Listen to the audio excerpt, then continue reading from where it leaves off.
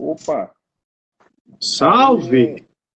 Satisfação em revê-lo, Ilustro. Ei, que maravilha! Tô tentando entrar aqui, mas o Instagram não tá dando shadow ban em mim aí.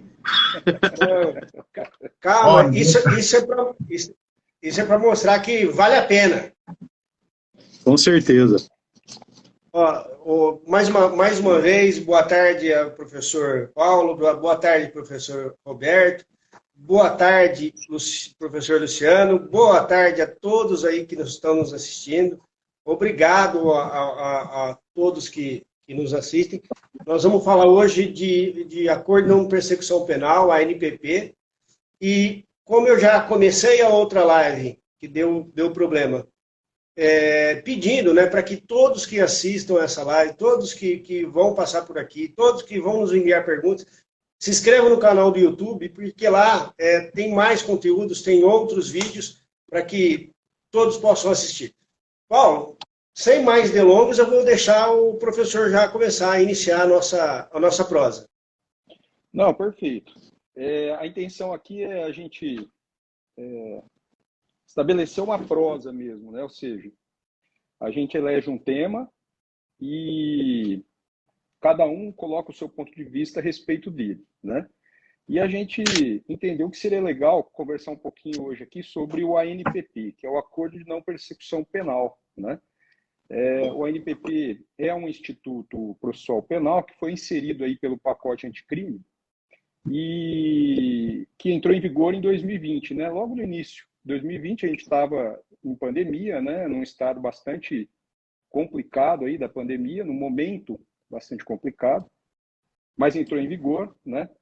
E queira ou não, o nosso direito ele acaba, apesar da condição histórica, ele acaba importando determinados institutos norte-americanos. E esse é mais um deles, né? É um instituto bastante interessante que visa despenalizar, né? Ele visa, na verdade, evitar uma ação penal, né? E, por conseguinte, estabelecer algumas condições, alguns requisitos a serem cumpridos aí por aquele que, em tese, praticou um delito. O Conselho Nacional do Ministério Público já vinha orientando, né, os promotores de justiça a fazer esse tipo de acordo, a propor esse tipo de acordo. E isso já vinha acontecendo, né? Então, quem milita na área criminal já conhecia um instituto muito semelhante, né? Muito semelhante, que exigia, obviamente, outras condições, outros requisitos. No meu entendimento, era um instituto mais tranquilo, né? Em matéria de exigência, né? De condições, mas é muito semelhante a esse que está aí no 28A, artigo 28A do Código de Processo Penal.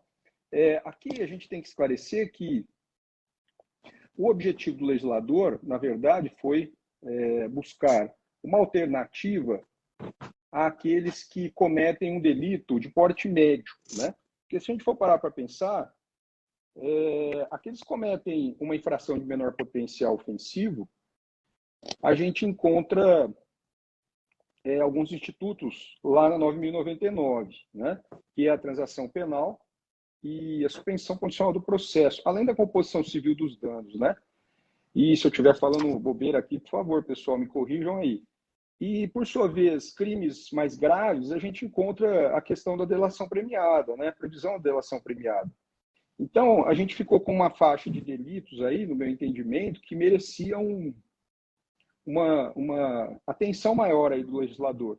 E entendo que isso aconteceu aqui, porque a gente está falando de delitos em que não há violência ou grave ameaça à pessoa, não é? O Ministério Público já formou a sua convicção, porque o 28A inicia dizendo o seguinte: não sendo caso de arquivamento, né?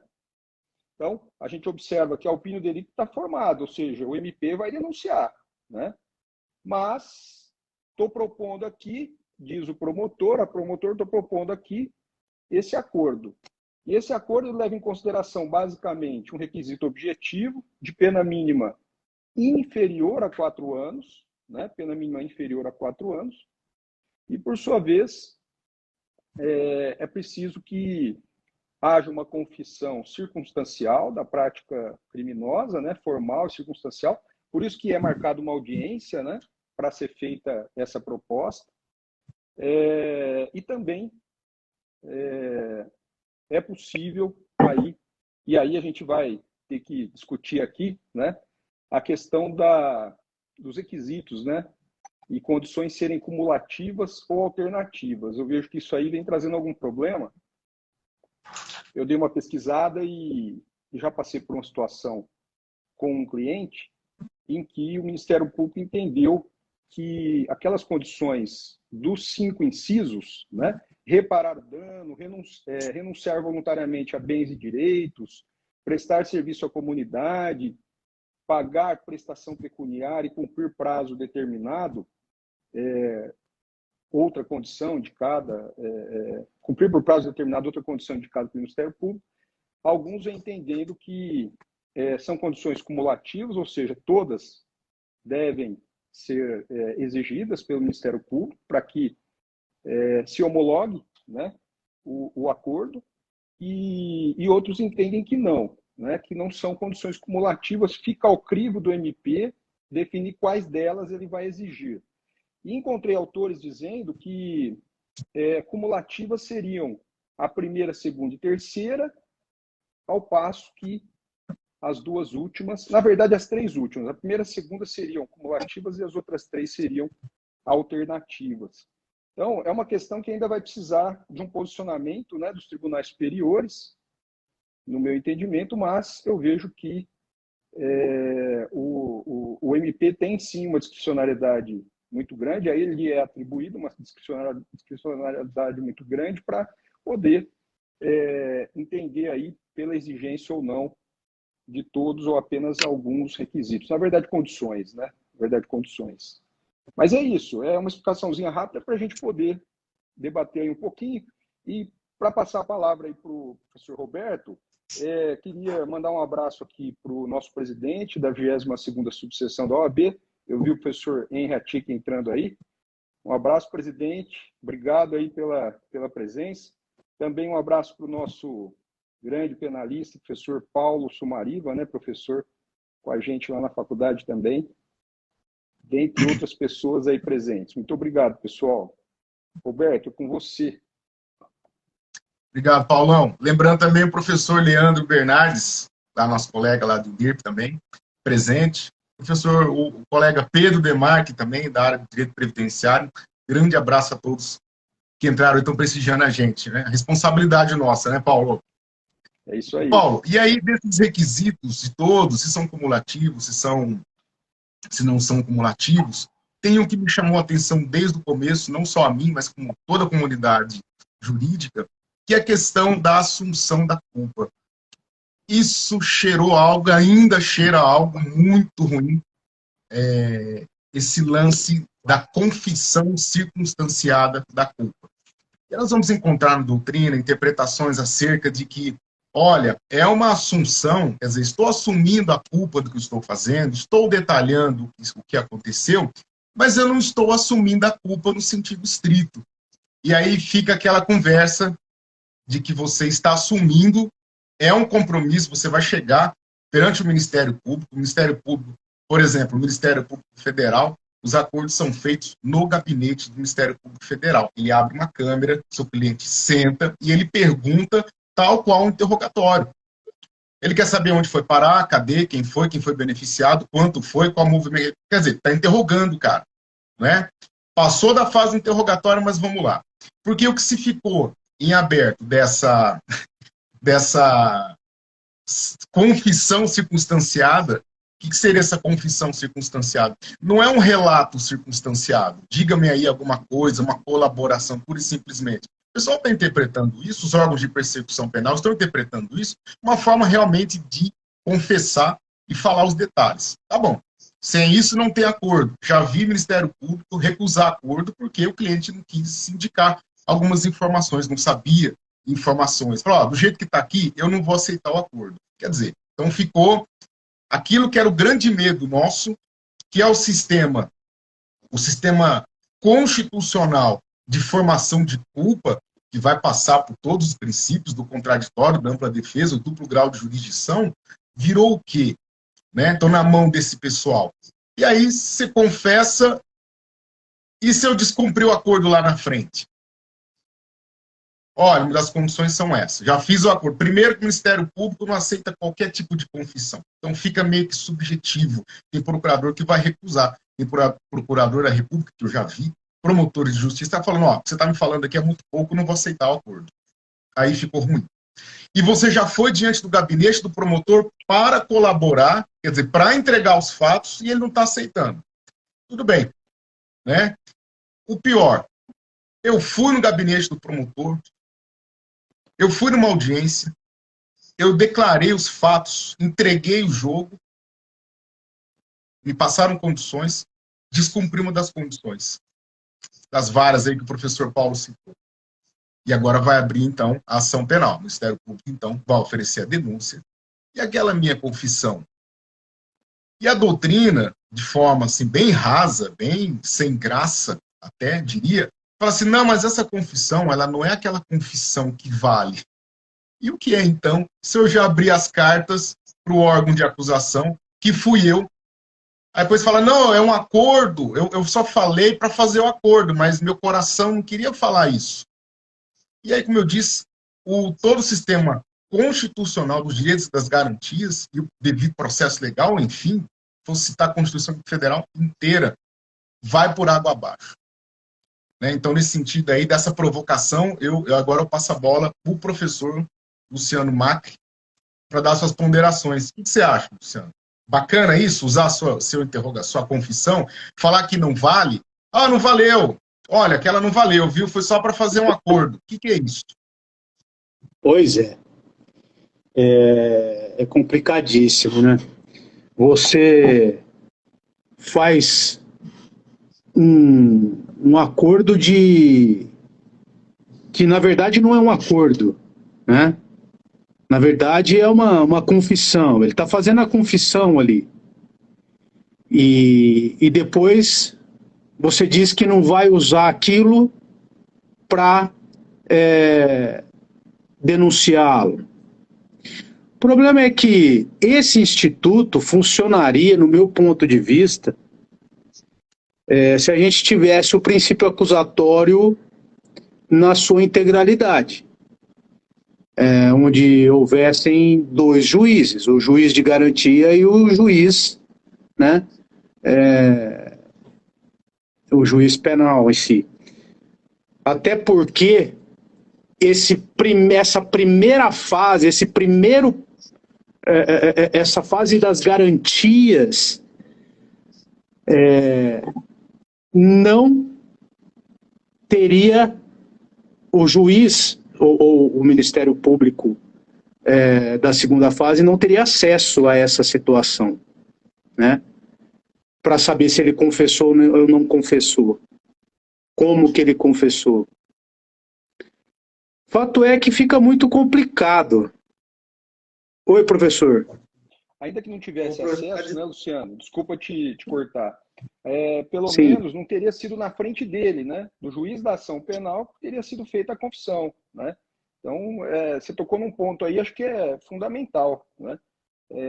Perfeita o ANPP veio em conjunto, né? Veio em conjunto com o sistema acusatório, ou a reafirmação do sistema acusatório, mas o juiz de garantias ainda está sob júdice no STF.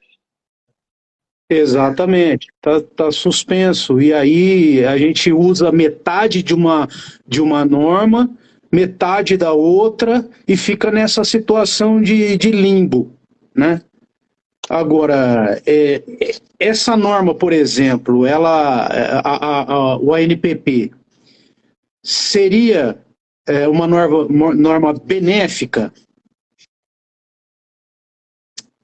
Ela é de natureza mista. Então, os delitos que haviam sido denunciados antes da lei deveriam abrir oportunidade para fazer o acordo? O entendimento teoricamente, é uma norma penal benéfica, né? Agora, Em tese, né? em tese, porque você vai confessar algo que de repente, e aqui na prática nós vemos muito, fala, doutor, eu devo confessar, doutor, mas e se eu não fiz? Suas chances de provarem o que você está alegando, as provas que tem nos autos, não colaboram para sua absolvição. Você tem a oportunidade de pôr um fim nesse processo agora e continuar com a sua primariedade,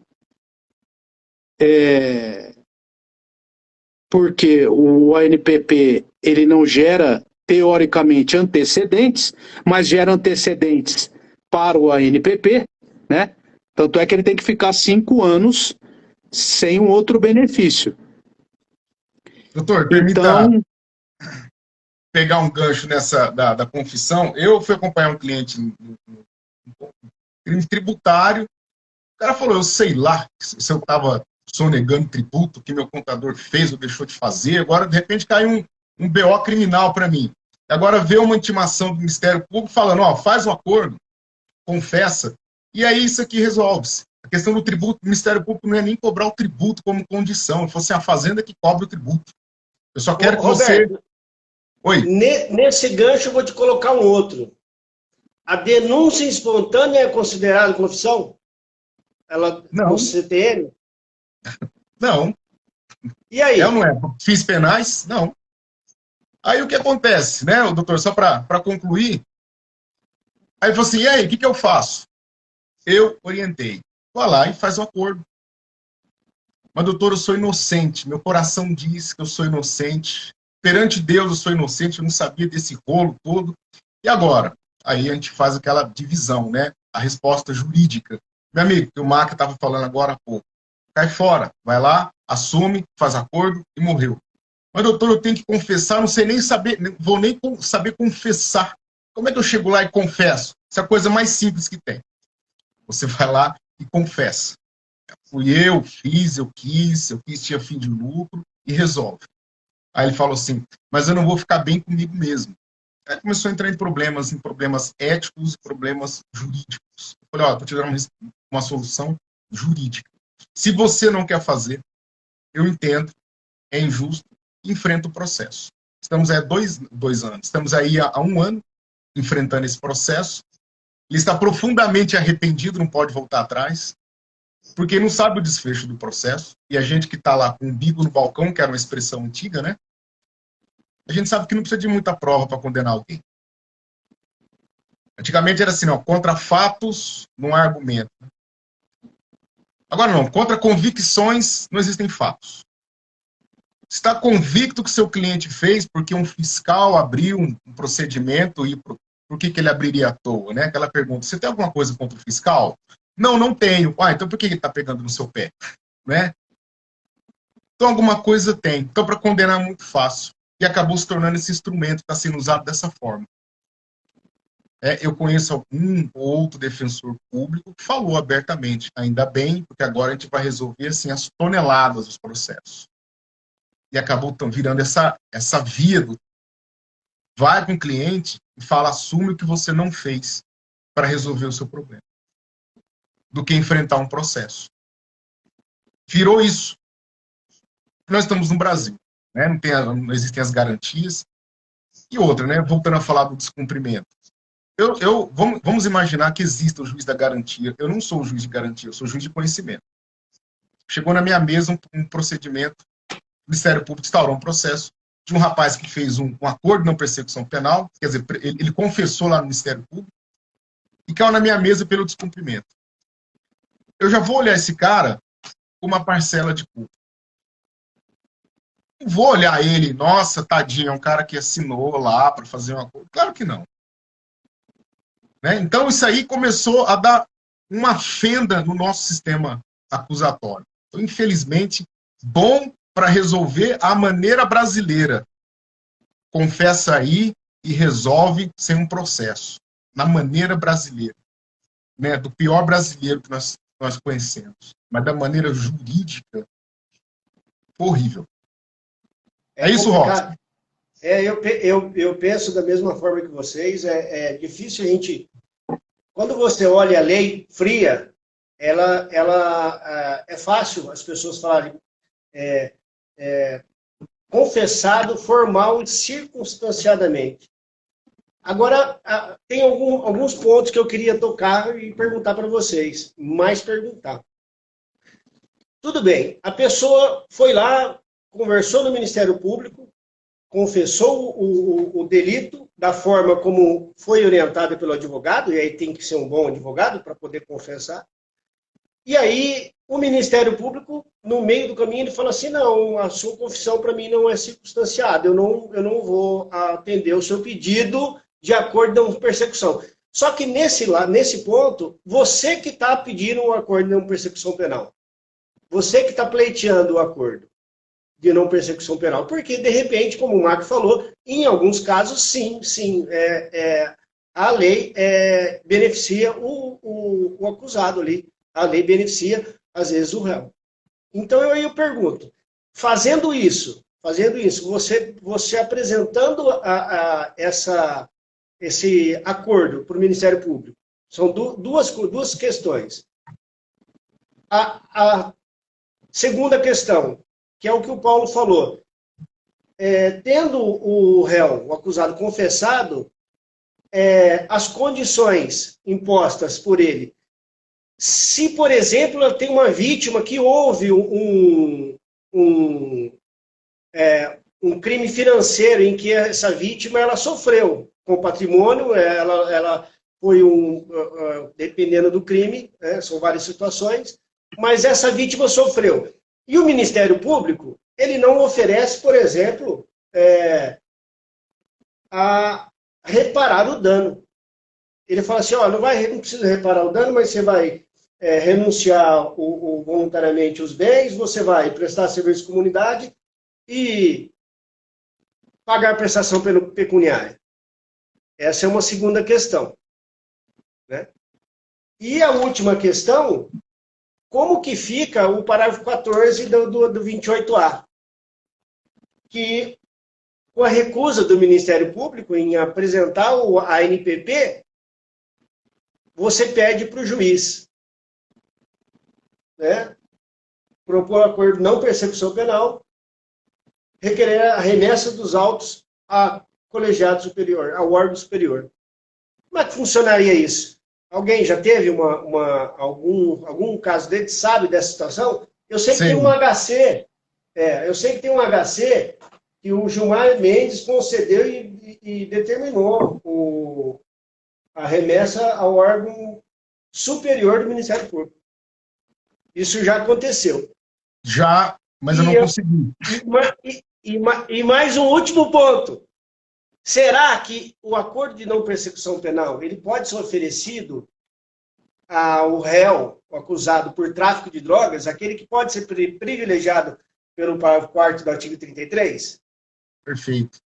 Doutor, eu vou responder duas aí, depois eu passo a bola. Vamos lá. Agora é a prosa. Acha. Agora começa, né?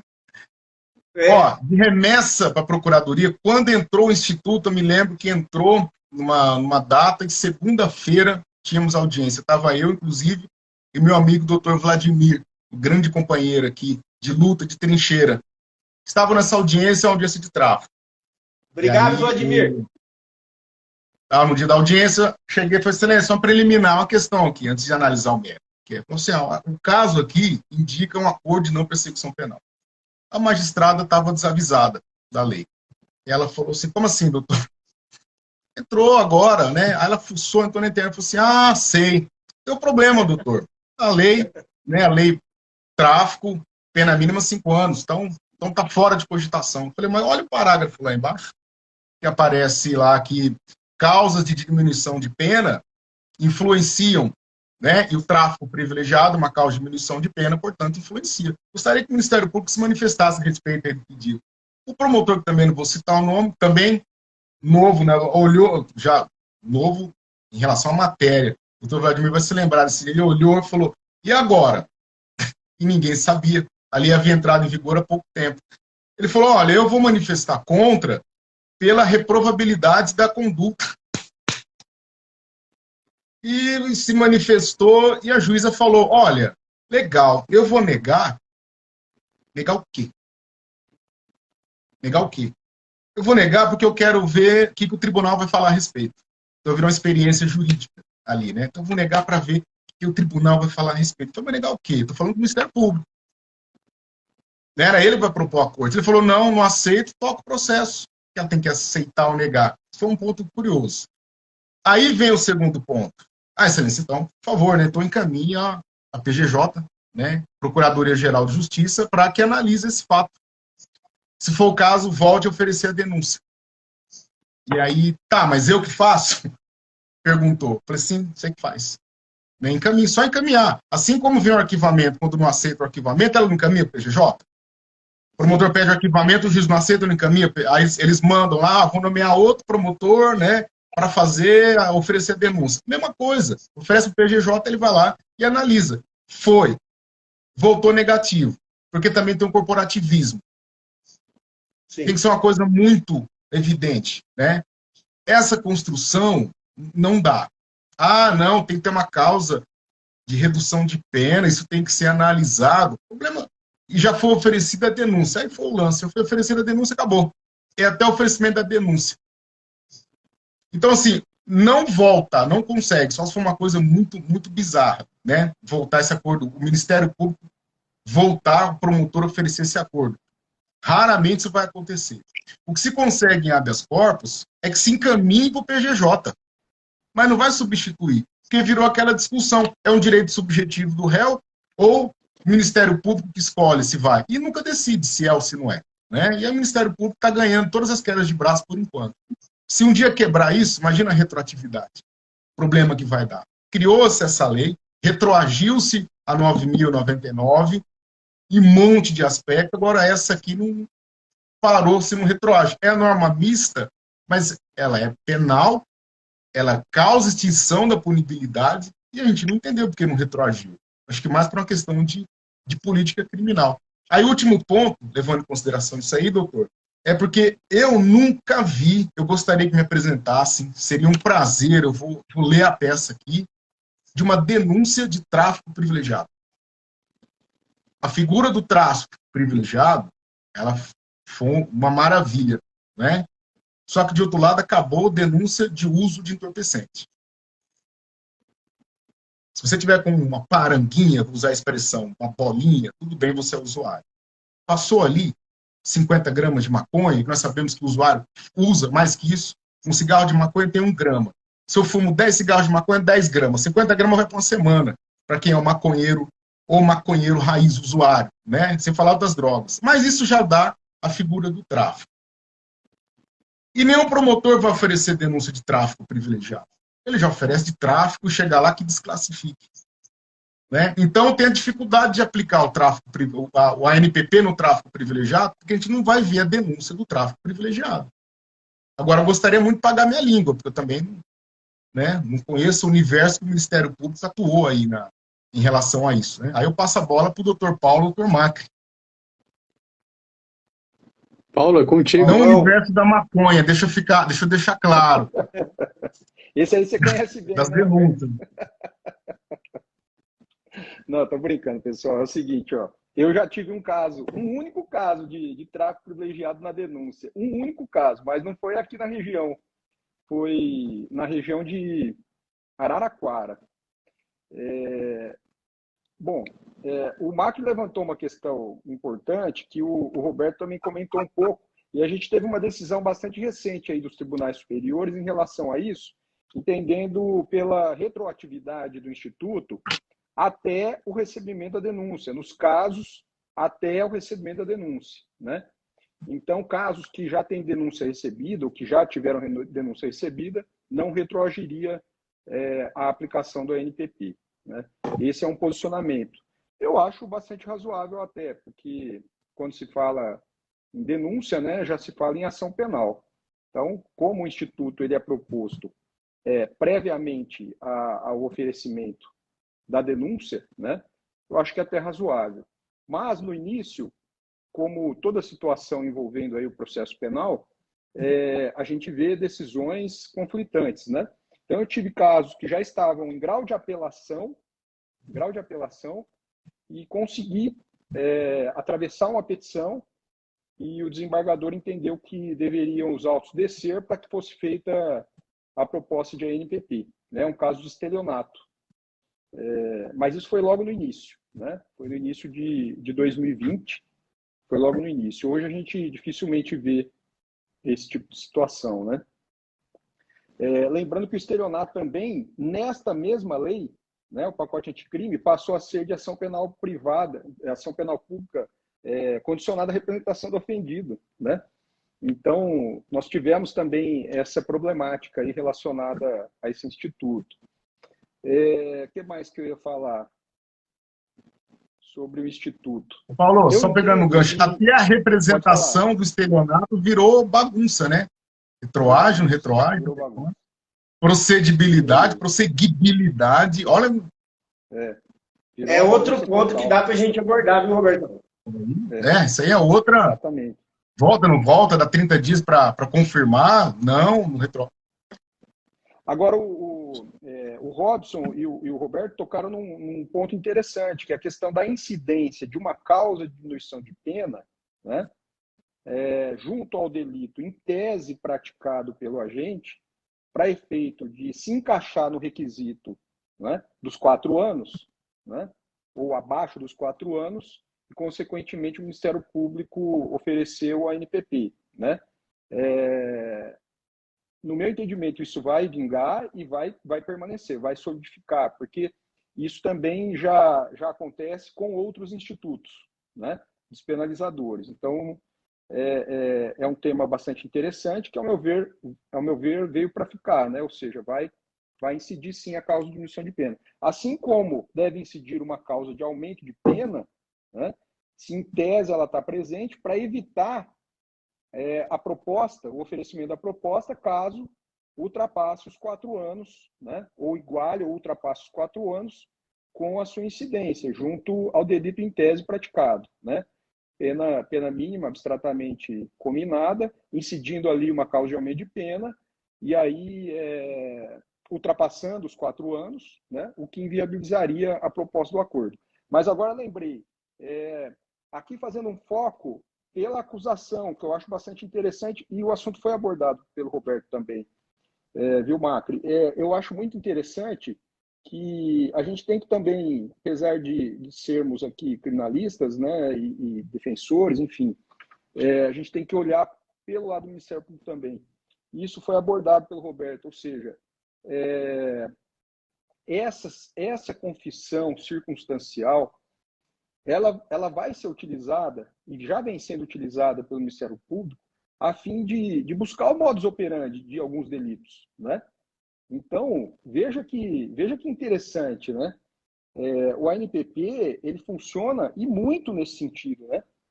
À medida em que há essa exigência, esse indivíduo ele pode até aceitar o acordo, ou mesmo que não aceite o acordo, né? Na verdade, não aceitando, ele não vai confessar, obviamente, né? Mas aceitando o acordo e realizando a confissão formal, essas informações são muito importantes para o Ministério Público, né? Porque ali vai constar, por vezes, o modus operandi, enfim, toda a trama, né, que aquele indivíduo se envolveu, né? Imagine que seja o cabeça de um delito aí, né? Ou de uma associação criminosa, etc. e tal. Então, uma visão aí que, ao meu ver, é interessante. Oi, pode falar, Marcos. Olha que complicado que ficaria, por exemplo, uma coautoria. Um confessa, eu já peguei o caso assim, e o outro não, entende? E inclusive era de um delegado e a sua equipe, entende? E o delegado falou, não vou fazer acordo de não persecução de jeito nenhum. Até saiu uma discussão com o promotor e tal.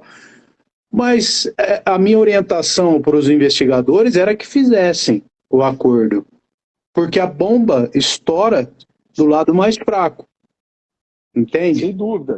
Eu acabei não acompanhando o caso, mas a confissão dele Veja, vincularia os outros. Exatamente. Isso aconteceu comigo há 2 semanas atrás, Marco. O MP ofereceu o acordo, era o dono de uma empresa e o contador, né? O contador, lá no inquérito policial, jogou nas costas do dono da empresa e o dono da empresa jogou nas costas do contador, né? O delito. Era 299, né? A ideológica, né? Falsidade ideológica. E aí o que acontece? Chegou lá na hora, o contador confessou. O contador confessou, falou, não, o dono vinha, me pedia, eu fazia assim, assado, tal, sabia que estava errado, pá, né? Na verdade não era 299, era 179, né? A duplicata simulada, né? E aí o que aconteceu? 172 acho que é, 179 acho que é fraude de execução, né? Bom, o que aconteceu? A advogada do empresário não era do ramo, não era criminalista. E aí ela virou para o cliente e falou assim, e aí, você vai aceitar o acordo? Né? E o juiz insistindo, hein? Aí o cliente falou assim, não, eu não fiz nada de errado, foi ele, né? Falei, meu Deus do céu, o cara já confessou e outro, envolveu, né, o empresário, envolveu completamente o empresário, né? Uhum. A sorte é que o empresário virou para o juiz e falou assim, doutor, será que, para o juiz não, promotor, na verdade, será que dá para a gente parcelar esse valor aí? E não era um valor alto, né? E aí ele falou assim, dá, podemos parcelar, né? Aí acabou aceitando ao final. No último minuto, O acabou espírito aceitando. é a delação premiada, né? Exatamente. Exatamente. Exatamente. E a tradição no Brasil, né? Desde o Tiradentes. Então, os delatores, né? Desde o Tiradentes, os delatores são beneficiados com isso, né? Então, ficou no inconsciente do legislador, do judiciário, de alguma forma, né? A necessidade da confissão, o fetiche pela confissão, né? Meio caça às bruxas, né? Confessa, né? Não vou confessar, fica com raiva. Vou te dar uma punição para você não ser ferrado. Quando vocês já passaram, os colegas já passaram também uma audiência de tráfico, em que um juiz, uma juíza daqui falou assim, doutor, vou fazer o seguinte, ó, em nome da lealdade processual, eu gostei do termo lealdade processual, fala para o seu cliente confessar que eu vou dar para ele 1 em 8 no regime aberto.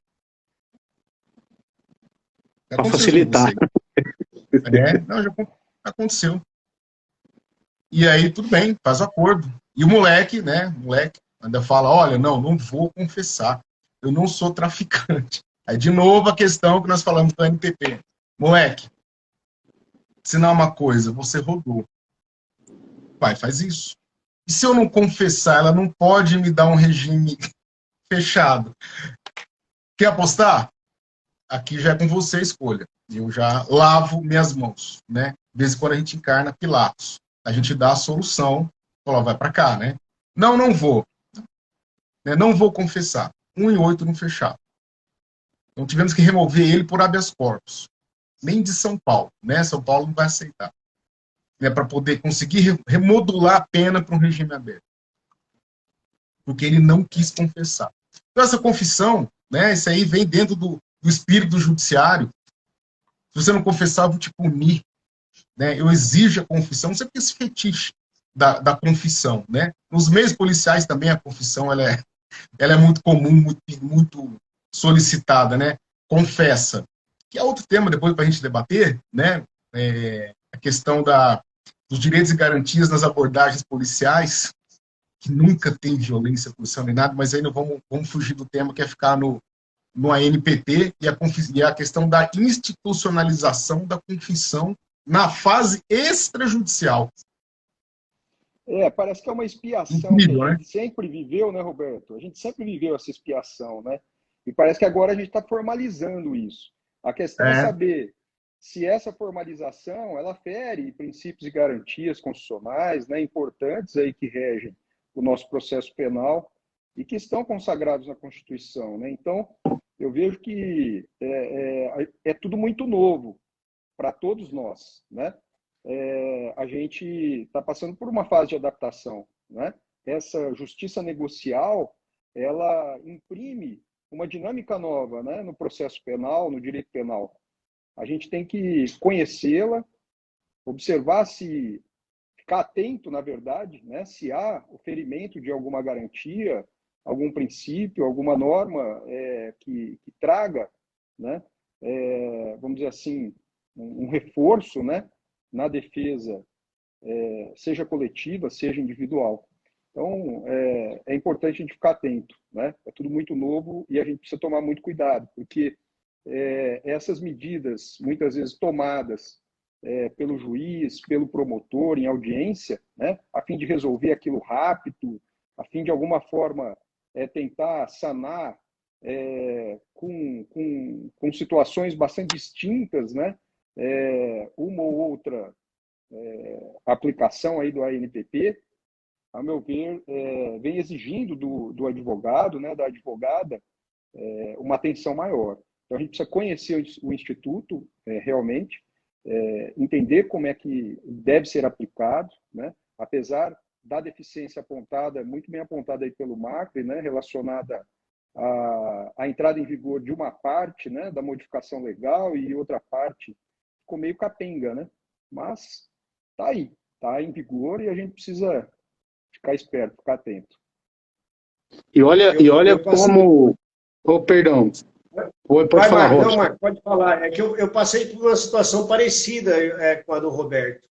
Só que aí eu questionei, aquele bate-bola, né? Ela oferece, em alto e bom som, o juiz, ele oferece, na minha opinião, errado, ele oferece em alto e bom som ao 1 e 8, né?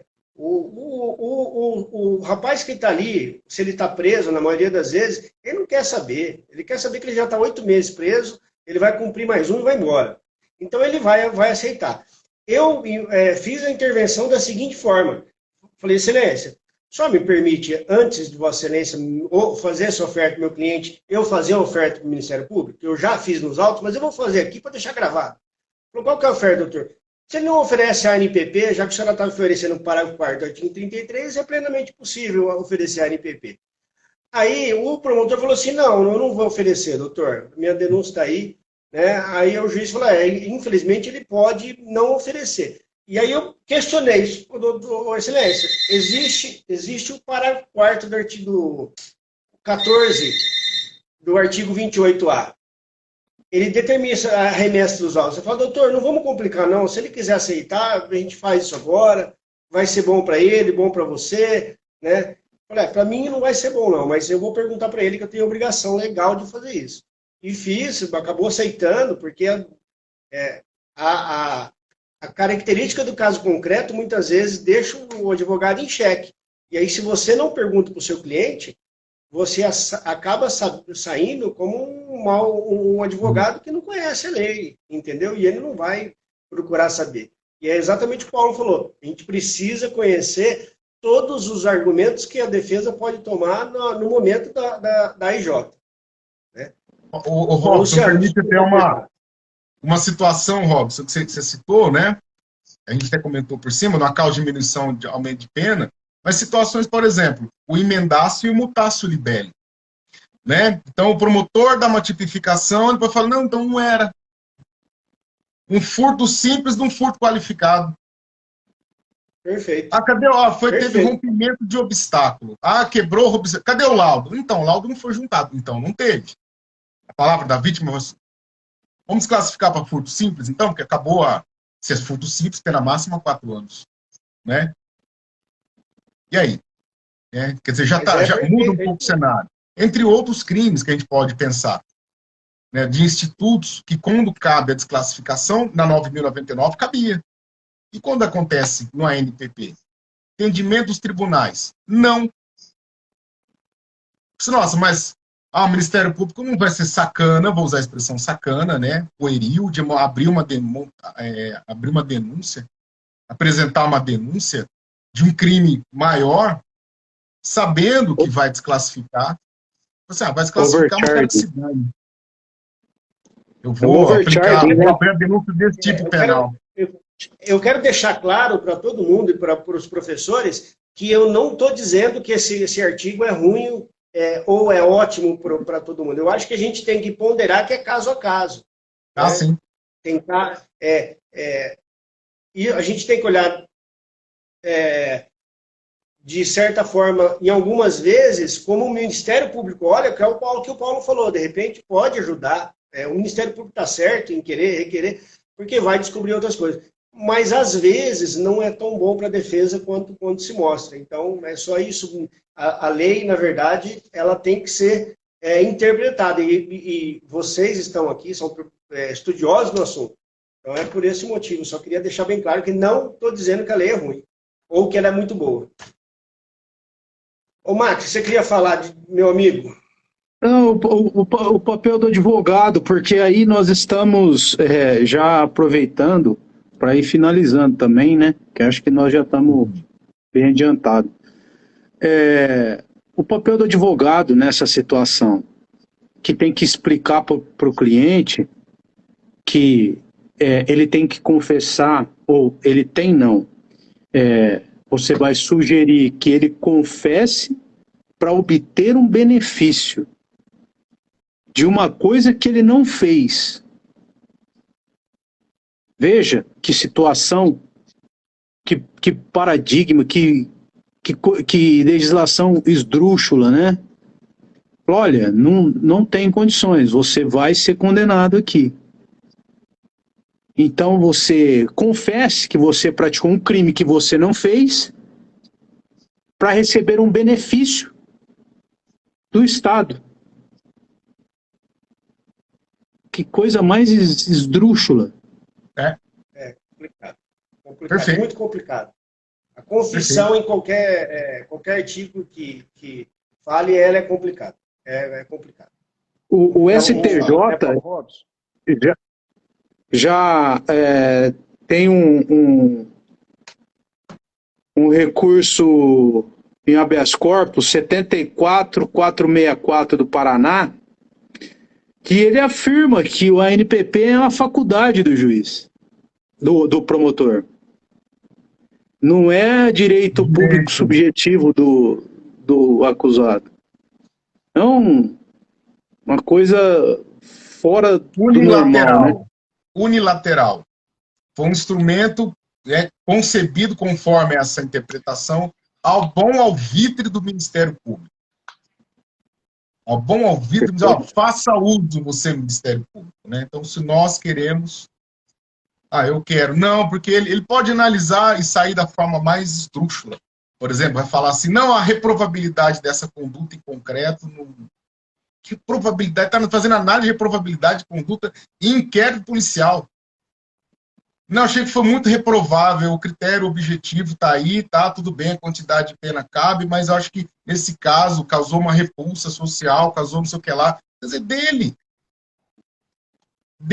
Eu não vou oferecer. E aí? A gente conseguir subir isso aqui para que mande para o procurador, para que nomeie, para que se volte. Né? Infelizmente, essa interpretação tem que ser modificada, sem sombra de dúvida, né? Porque ficou unilateral, quer dizer, um instrumento do Ministério Público, não é um instrumento da justiça, não é um instrumento do cidadão. E a lei tem que ser para o cidadão. Para o cidadão fazer uso do direito. Tido como direito subjetivo do acusado a cargo do Ministério Público.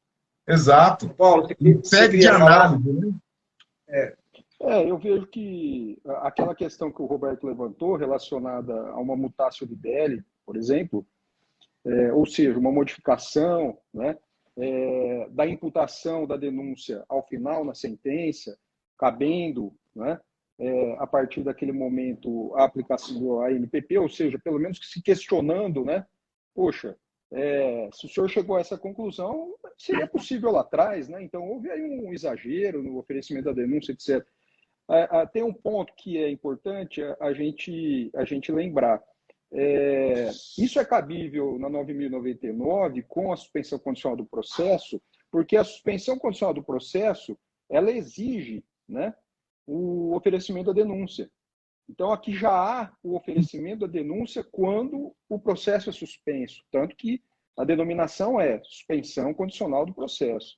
Ao passo que na ANPP não há denúncia, né? Então, certamente a jurisprudência vai se posicionar por uma preclusão, né? Ao final, dizendo que não, já foi oferecida a denúncia, não tem mais como se questionar, não tem mais como se discutir a questão do ANPP. Mas só para finalizar, tentando buscar algum lado positivo, aí não só do Instituto, mas da intenção do legislador, né?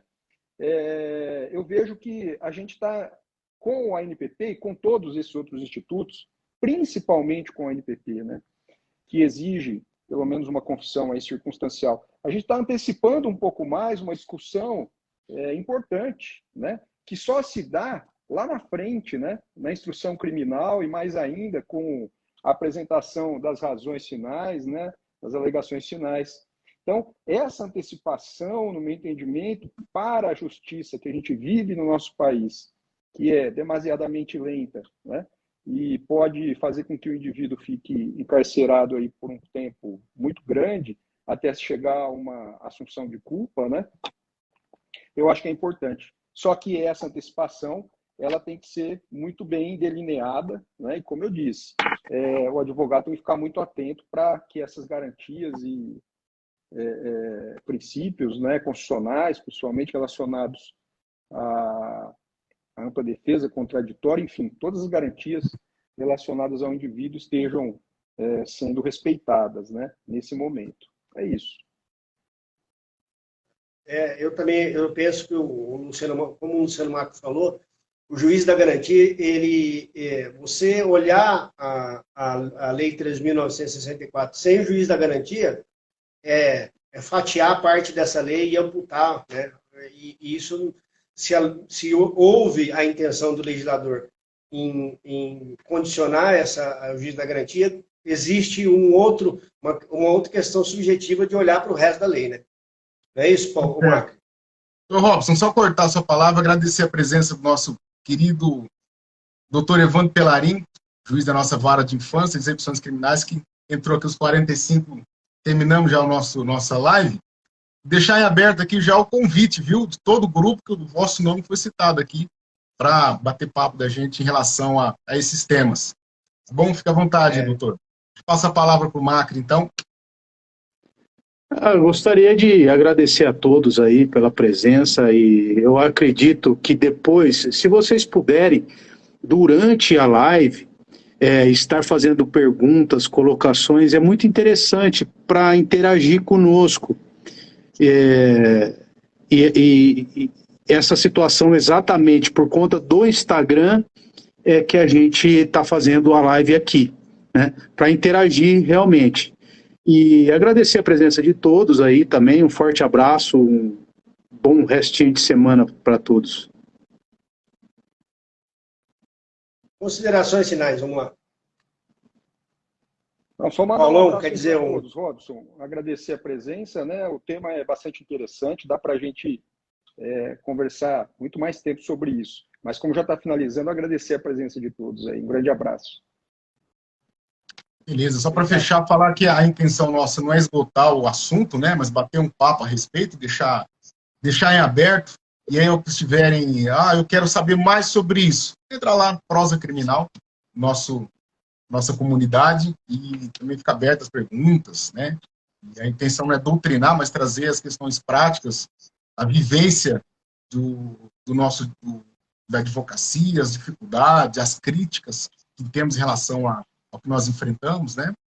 Para toda a comunidade de advogados, estudantes, e juízes, promotores, delegados que acompanham a gente, e ajudar a construir um judiciário, né? Uma justiça mais forte, mais cidadã. E o doutor Evandro está escrevendo aqui, pena que chegou tarde, não sabia da live, mas nós vamos comunicar, próxima vez, deixar bem mais divulgado, para poder participar, e outras pessoas que vão poder fazer esse diálogo com a gente. Então, mais uma vez, fique muito bem-vindo, doutor Evandro, e a gente encerra por aí. Passa a palavra para o Robson, bater o martelo. Obrigado a todos, obrigado, Paulo, obrigado, Roberto, obrigado, Macri, e a intenção é essa, prosear, falar de várias vertentes que cada um de nós a gente vê na prática e na teoria. O Paulo conseguiu explanar sobre a confissão, o Macri levantou a hipótese do juiz das garantias, que foi uma amputação da lei, e o Roberto falou muito bem de vários processos em que atua, em que há esse problema de aceitação do Ministério Público, né? Vamos torcer para que a gente consiga ajudar a área criminal, aos advogados, aos estudantes, a entender mais e mais sobre a legislação. Obrigado a todos. Prosa Criminal agradece. Se inscrevam no canal. Um abraço. Obrigado. Tchau, Abraço. tchau. Até mais. Valeu.